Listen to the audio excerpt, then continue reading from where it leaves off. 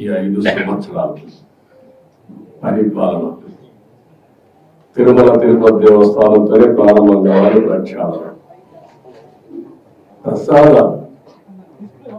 Cleaning, లేకపోతే పరిశుభ్రత అన్నిటికీ తిరోధకాలు చేశారు కదా. నేను వస్తే పరదా కట్టే పరిస్థితి, ఇంకా హ్యాంగ్ ఓవర్ పోలేదు. పరదా కట్టేస్తున్నారు అంటే అలవాటు అయిపోయింది. రెండోది మనుషులు వస్తే మనకి హ్యాండిల్ చేయడం తెలియడం లేదు. మనుషులు వస్తే హ్యాండిల్ చేయడం తెలియదు కాబట్టి కర్ఫ్యూ పెట్టేయడం. కర్ఫ్యూ పెట్టేసి ఎవరు రాదు, ఇంక నేనే వెళ్ళిపోవచ్చు, నేనే వచ్చేయించాలని. ఇలాంటి కల్చర్స్ అంతా చూస్తే చాలా బాధేస్తుంది. అదే మరి పెద్ద ఎత్తున అవకతవకలు జరిగాయి.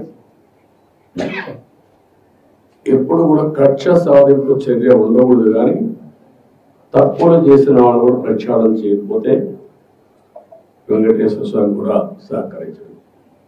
దేవుడు కూడా చెప్పింది అదే, మంచి వాళ్ళని కాపాడుకోవాలి, చెడు వ్యక్తుల్ని శిక్షించాలి, సమాజాన్ని కాపాడాలి. అందుకే ఈరోజు నేను చెప్తున్నా, ఈరోజు నేను చేసిన సంకల్పం ఇది. నా జీవితంలో మా కుటుంబానికి నేను ఏమి ఇవ్వాల్సిన అవసరం లేదు. ఎందుకు ఆ మాట చెప్తున్నానంటే 35 ఏళ్ల మునిపే నేను ఒక చిన్న బిజినెస్ వాళ్ళకి పెట్టి, రాజకీయాలపైన మీరు ఆధారపడకూడదు.